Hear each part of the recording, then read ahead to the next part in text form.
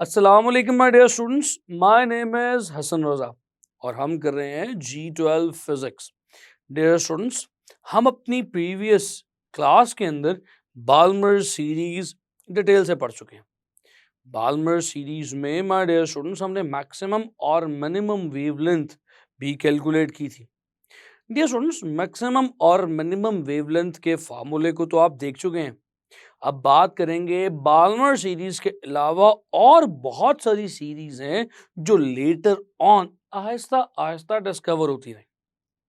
याद रखिए, ये तमाम सीरीज जिनकी हम बात कर रहे हैं यहाँ पे ये हाइड्रोजन के एटम का स्पेक्ट्रम रिप्रेजेंट कर रही हैं। अब हम बात करेंगे लाइमन सीरीज पे। लाइमन सीरीज क्या है आज सीखेंगे। साथ ही हम बात करेंगे पेस्चन सीरीज पर। ब्रैकेट और फन सीरीज को भी आज ही के इस लेक्चर में डिस्कस किया जाएगा। तो बगैर किसी ताखीर के मेरे साथ चलिए लाइट बोर्ड की जानिब। माय डियर स्टूडेंट्स, हमने अपनी प्रीवियस क्लास में जिस तरह से आपने अभी प्रोडक्शन में भी देखा, मैंने बताया कि हमने बाल्मर सीरीज को डिस्कस किया था। इसे सीरीज इसीलिए कहते हैं क्योंकि इसमें एक वेवलेंथ नहीं है, इसमें बहुत सी वेवलेंथ्स हैं, from maximum to the minimum wavelengths. Dear students, इससे एक कदम अब हमें आगे और बढ़ना है। मैं आपको बता चुका हूं, आज हम बात करने वाले हैं लाइमन सीरीज पर। लाइमन सीरीज क्या है? डियर स्टूडेंट्स, जे बाल्मर के बाद लाइमन ने भी एक खास वेवलेंथ मैयर की। जब इलेक्ट्रॉन एक हायर ऑर्बिट से जंप करके पहले ऑर्बिट में आता है तो जो वेवलेंथ एमिट करता है that is measured by Lyman. उसने ये ऑब्जर्व किया कि इस केस में जब भी इलेक्ट्रॉन फर्स्ट ऑर्बिट में आएगा तो एमिटेड रेडिएशन अल्ट्रावायलेट रीजन में लाए करेगी। सो डियर स्टूडेंट्स, अब यहां पे हो क्या रहा है जरा देखिए गौर से। ये हमारा first shell, second, third, fourth, fifth और करते करते ये रही इन्फिनिटी। अब यहाँ पे इनको नाम दे देते हैं, first one, second, third, fourth, fifth और करते हम इन्फिनिटी तक चले जाएंगे। जब भी इलेक्ट्रॉन किसी भी हायर शेल से जंप करके फर्स्ट शेल पे आएगा तो डियर स्टूडेंट्स, इस केस में जो एनर्जी वो इलेक्ट्रॉन एमिट करेगा that is going to be in the ultraviolet region. UV region में वो एनर्जी लाया करेगी। So Lyman observed that whenever an electron jumps from any higher shell to the first shell, the emitted radiation lies in a ultraviolet region. तो यहां पर अब लिखते हैं कि n ग्रेटर देन 1 है और p जिस पर, p याद रखिएगा, p फॉर जिस पर फॉल करके आ रहा है वो यहां पर 1 है। इस केस में जो नेचर ऑफ रेडिएशन है, ये एग्जाम में सवाल है, पूछा जा सकता है। सो जो नेचर ऑफ रेडिएशन है वो यहां पर कैसी है? That is UV, ultraviolet nature है, हाई एनर्जी रेडिएशन निकलेगी। और डियर स्टूडेंट्स, इसने भी राइडबर्ग्स की कैलकुलेशन को इस्तेमाल करते हुए एमिटेड वेवलेंथ को कैलकुलेट करने के लिए जो फॉर्मूला बनाया था that was this one. 1 over lambda is equals to Rydberg's constant into 1 over 1 का स्क्वायर माइनस 1 over n का स्क्वायर, n जहां से फॉल करके आ रहा है। अब डियर स्टूडेंट्स, इस लाइमन सीरीज को भी अगर हम देखें तो हम इसे सीरीज क्यों कह रहे हैं? क्योंकि इसमें भी एक वेवलेंथ एमिट नहीं हो रही, इसमें भी मिनिमम और मैक्सिमम के दरमियान बहुत सी वेवलेंथ्स एमिट होंगी। मैक्सिमम वेवलेंथ कब एमिट होगी? As I have told you in a previous lecture, energy is inversely proportional to the wavelength. तो डियर स्टूडेंट्स, मैंने वहां पे ये बात फॉर्मूले से भी साबित की थी। तो अगर हम चाहते हैं कि मैक्सिमम वेवलेंथ एमिट हो, so if we want the wavelength to be maximum, energy should be minimum. और एनर्जी मिनिमम कब होगी? My dear students, energy would be minimum when the electron will jump from very next shell to the first shell. जब electron बिल्कुल अगले ही shell से jump करके पहले shell में आ जाएगा, यानी दूसरे से जंप करके पहले में आएगा। तो ये भी सवालात हैं एग्जाम के। तो चलिए फिर मैक्सिमम वेवलेंथ को कैलकुलेट करते हैं इस लाइमन सीरीज के लिए। सो लैम्डा मैक्स के लिए for lambda max for maximum wavelength, my dear students, the value of n is going to be 2 and value of p is going to be 1.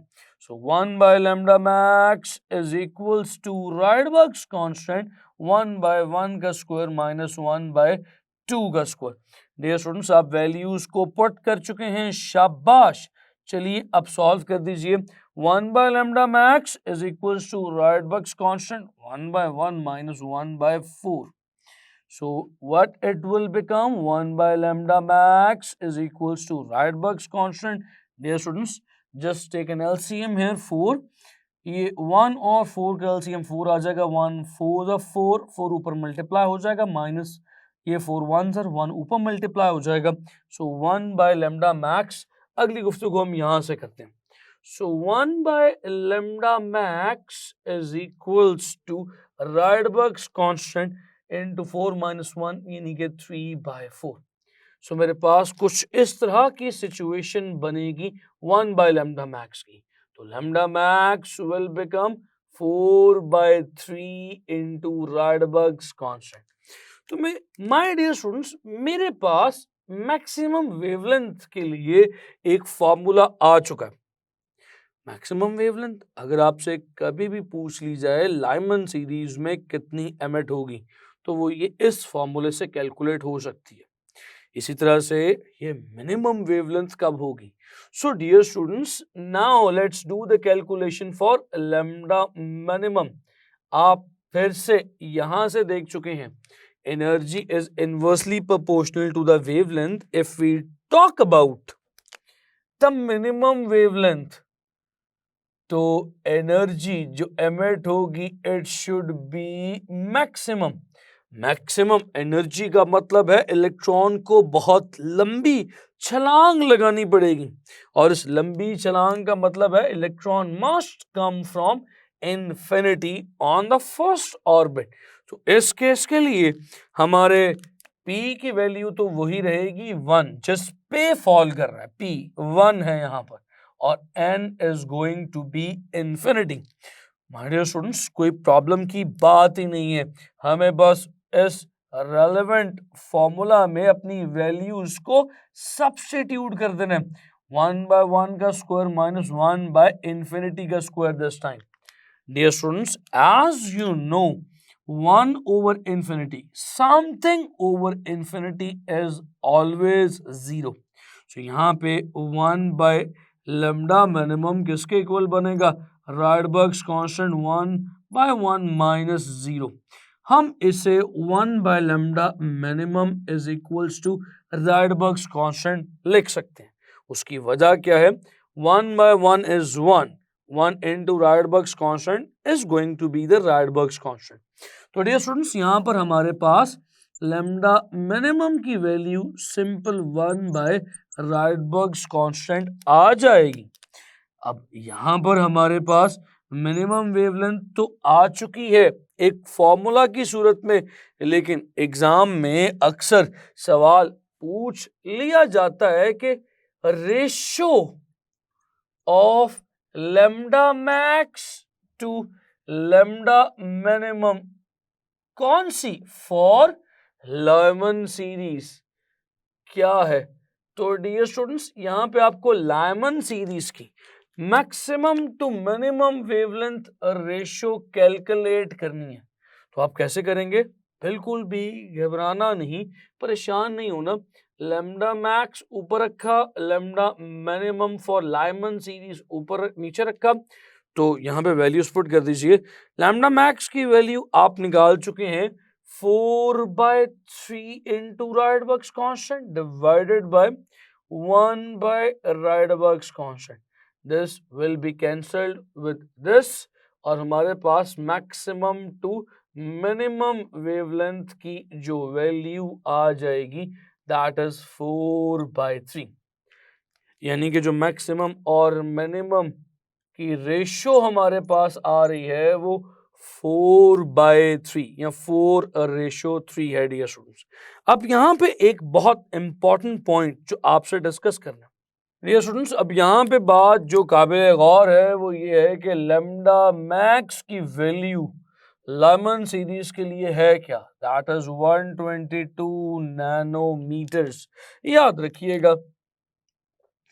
और इसी तरह से हमारे लाइमन सीरीज में लैम्डा मिनिमम की value 91 nanometres है। जिस तरह से हमने बाल्मर सीरीज के लिए मैक्सिमम और मिनिमम वेवलेंथ की वैल्यू इस क्लास के स्टार्ट में देखी थी, इसी तरह से अब यहाँ पर हमने फॉर्मूला के बाद मैक्सिमम और मिनिमम वेवलेंथ की वैल्यूज भी देख ली। लेकिन डियर स्टूडेंट्स, यहाँ पर बात खत्म नहीं होती, बात अभी थोड़ी सी और आगे बढ़ना चाहती है। आपने देखा कि बाल्मर ने एक सीरीज प्रपोज की जिसमें उसने ये बताया था कि एक इलेक्ट्रॉन जब किसी भी हाई शेल से सेकंड शेल पे जंप करके आता है तो जो एनर्जी एमिट होती है वो विजिबल रीजन में लाया करती है। फिर उसके बाद लाइमन आया, लाइमन ने ये बताया कि जब भी एक इलेक्ट्रॉन किसी हायर शेल से जंप करके पहले शेल पे फर्स्ट शेल पे आता है तो जो एनर्जी एमिट होती है वो अल्ट्रा वायलेट रीजन में लाया करती है।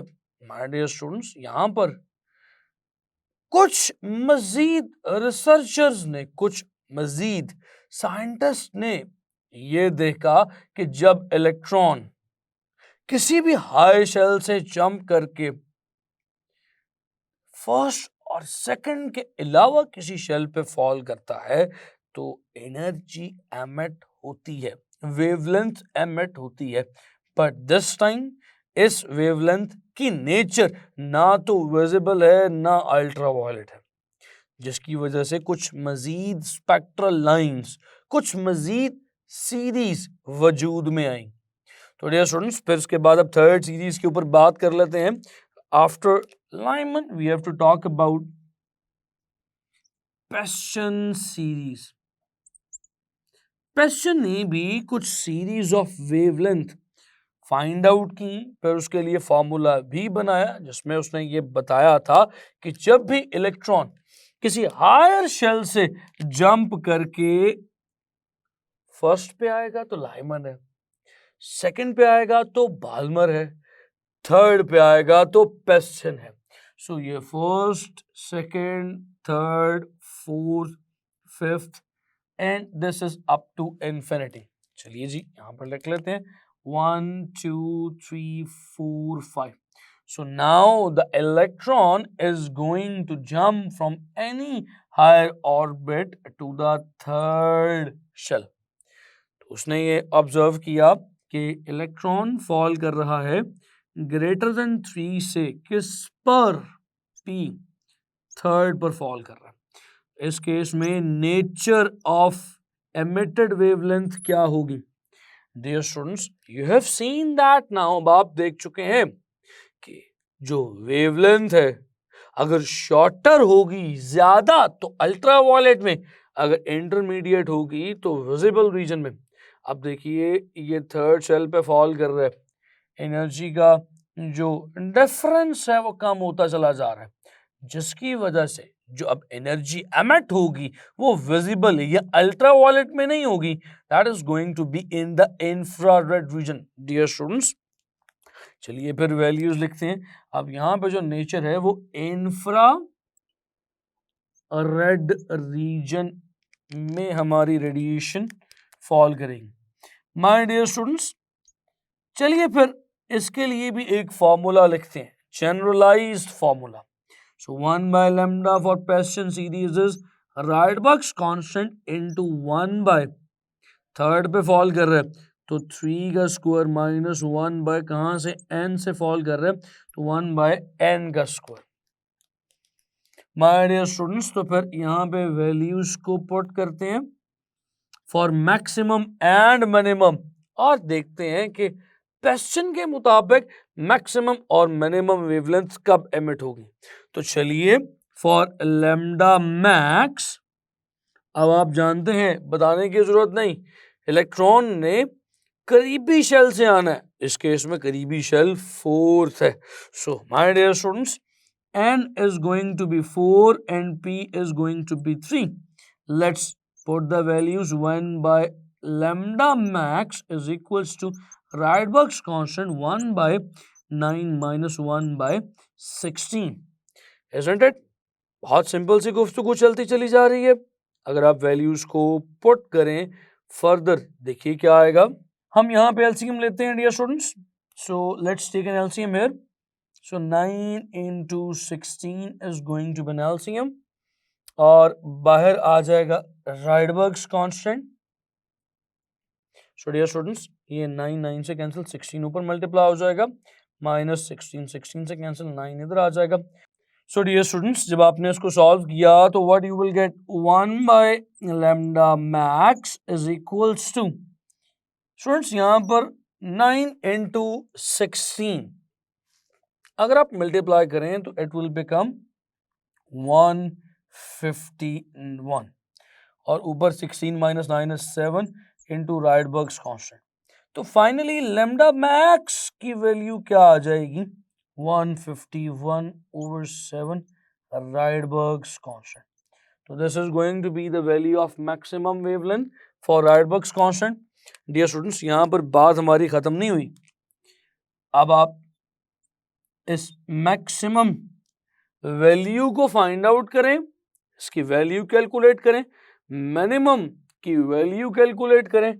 तब तक मैं यहाँ पर दोबारा आपके सामने डिस्कशन को लेके आता हूँ, मिनिमम की वैल्यू भी कैलकुलेट करवाऊंगा अभी। तो डियर स्टूडेंट्स, ये देखा आपने कि भी हमने कैसे यहाँ पर लैम्डा मैक्स की वैल्यू फॉर पेस्टन सीरीज कैलकुलेट की है। In the form of a formula, it is 151 over 7 into Rydberg's constant. Dear students, अगर आप Rydberg's constant की वैल्यू यहाँ पर सब्स्टिट्यूट करें, so the maximum wavelength in Paston series would become 1875 nanometers. So maximum wavelength तो यहाँ पर आ चुकी है। अब अगर आपसे कहा जाए कि minimum wavelength of Paston series भी कैलकुलेट करें तो मिनिमम वेवलेंथ कैसे कैलकुलेट होगी। तो dear students, as I have told you के मिनिमम वेवलेंथ में एनर्जी मैक्सिमम हुआ करती है, तो मैक्सिमम एनर्जी के लिए electron will come from infinity. तो डियर स्टूडेंट्स, इस केस में हमारे n की वैल्यू तो इन्फिनिटी होगी, मगर p क्या होगा, p will remain 3। Just put the values and find out the maximum wavelength for Paston series and find out the minimum wavelength of Paston series. 1 over lambda minimum is equals to Rydberg's constant into 1 over 3 का square minus 1 over infinity का square. अगर आप values को solve कर लें यहाँ पर तो you will get Rydberg's constant into 1 by 3 का square is 9, 1 over infinity is 0। तो डियर स्टूडेंट्स, ये 1 by lambda minimum is equals to Rydberg's constant into 1 by 9 बनेगा। अब ये तो 1 by 9 आ चुका है, तो अगर आप एक कदम फर्दर और आगे आ जाएं डियर स्टूडेंट्स, तो lambda minimum will become 9 over Rydberg's constant. So this is the minimum wavelength of the Paston series. इस केस में डियर स्टूडेंट्स, जो मिनिमम वेवलेंथ की वैल्यू ऑब्टेन होगी for Paston series, that is going to be 820 nanometres approximately. तो dear students, आपने यहाँ पे अब क्या चीज सीखी है कि जब भी एक इलेक्ट्रॉन हायर शेल से थर्ड शेल में जंप करेगा तो जो एमिटेड एनर्जी है उसकी वेवलेंथ ना तो अल्ट्रावायलेट में लाया करेगी, ना ही विजिबल में लाया करेगी। अगर लाया करेगी तो वो इंफ्रारेड रीजन में लाया करेगी, क्योंकि डियर स्टूडेंट्स, ये जो वेवलेंथ आप देख रहे हैं, maximum wavelength 1875, minimum wavelength 820 nanometres, ये सब वो वेवलेंथ्स हैं जो कि विजिबल रीजन से बड़ी लॉन्गर वेवलेंथ है। और अगर आप इलेक्ट्रोमैग्नेटिक स्पेक्ट्रम को जरा देखें, जो कि पिक्चर आप यहाँ पे इस वक्त देख भी रहे हैं। इस इलेक्ट्रोमैग्नेटिक स्पेक्ट्रम में जो वेवलेंथ का ग्राफ है, इंफ्रारेड में रेड से लॉन्गर वेवलेंथ हुआ करती है, आप रेड से पीछे देख सकते हैं। और डियर स्टूडेंट्स, अल्ट्रा वायलेट में वॉयलेट से शॉर्टर वेवलेंथ हुआ करती हैं। इसी वजह से जो लाइमन सीरीज में आपने वेवलेंथ देखी थी, उनकी वैल्यू विजिबल रीजन से शॉर्टर थी। डियर स्टूडेंट्स, चलिए एक और कदम यहां से आगे बढ़ाते हैं। सिर्फ ये 3 सीरीज ही नहीं, इनके अलावा भी कुछ सीरीज हैं, जिसमें पैशन के बाद आती है ब्रैकेट सीरीज। डियर स्टूडेंट्स, ये ब्रैकेट सीरीज क्या है, जरा इस पर भी एक लम्हे के लिए नजर डाल ली जाए। इसमें हमारा इलेक्ट्रॉन जंप करके पहले पर नहीं, दूसरे पर भी नहीं, तीसरे पे भी नहीं, फोर्थ पर फॉल करेगा। तो चलिए जी देख लेते हैं यहां पर क्या होने जा रहा है। This is going to be the first, second, third, fourth, fifth, sixth shell, and then infinity is there. So यहाँ पर 1 2 3 4 5 6 और ऊपर जो है वो कुछ शेल्स के बाद आगे इन्फिनिटी तक बात जा रही है। तो डियर स्टूडेंट्स, अब यहाँ पर हमारे पास जो इलेक्ट्रॉन है वो जंप करके आ रहा है ऑन द फोर्थ शेल। इस केस में जो एमिटेड रेडिएशन है, हमें ब्रैकेट ने बताया कि वो भी इंफ्रारेड रीजन में लाए करेगी। तो चलिए देख लेते हैं कि अब जो एमिटेड एनर्जी है उसकी वेवलेंथ किसके इक्वल होगी। माय डियर स्टूडेंट्स, यहां पर इलेक्ट्रॉन जो जंप करके आ रहा है वो पी फोर्थ शेल है, और जहां से जंप करके आ रहा है that is greater then the fourth. मैं लिख सकता हूं P is 4 here and N is any shell greater than 4। तो इसके लिए जो वेवलेंथ का फॉर्मूला हम लिखेंगे 1 by lambda is equals to Rydberg's constant into 1 by 4 का स्क्वायर minus 1 by N का स्क्वायर। इसी तरह से डियर स्टूडेंट्स, अब इसके लिए थोड़ा सा काम मैं आपके लिए छोड़ने वाला हूं। आपने इसके लिए मैक्सिमम वेवलेंथ की वैल्यू और फॉर्मूला फाइंड आउट करना है। हिंट मैं आपको दे देता हूं, हिंट के तौर पे जो मैक्सिमम वेवलेंथ होगी उसमें n 5 लिया जाएगा, p जहां पे इलेक्ट्रॉन ने फॉल करना है वो 4 ही रहेगा। अब डियर स्टूडेंट्स, आपने मुझे मैक्सिमम वेवलेंथ का फॉर्मूला और वैल्यू कैलकुलेट करके दिखानी है। इसी तरह से इसके लिए मिनिमम वेवलेंथ की वैल्यू और फॉर्मूला भी कैलकुलेट करेंगे। अब डियर स्टूडेंट्स, मिनिमम वेवलेंथ के लिए जो n की वैल्यू होगी that is going to be infinity, और p की value that will remain 4। Students, ये ब्रैकेट सीरीज किस नेचर में लाए करेगी ये मैं आपको बता तो चुका हूं। चलिए यहां पर लिख लेते हैं ताकि आपके जहन में घर कर ले। ये भी इंफ्रारेड रीजन में लाए करेगी, यानी कि जो एमिटेड वेवलेंथ है वो विजिबल से कम एनर्जी रखती होगी। And finally the last one, वो कौन सी रेडिएशन, वो कौन सी सीरीज ऑफ रेडिएशन है, दैट इज फन, जिसे हम PFUND लिखते हैं। याद रखिए यहां पर P साइलेंट है। So, इस केस में इलेक्ट्रॉन अब फॉल करके ना पहले ना दूसरे ना तीसरे ना चौथे बल्कि 5वें शेल पर आएगा। अगर आप इस केस में थोड़ी सी बात को समझने की कोशिश करें तो ये हाइड्रोजन के गिर्द shells first, second, third, fourth, fifth and sixth and up to infinity. The electron is now going to fall on the fifth shell, और जो emitted radiation होगी उसकी नेचर भी इंफ्रारेड ही होगी। तो अब इसके लिए वेवलेंथ का फॉर्मूला क्या पेश किया गया, बहुत सिंपल है।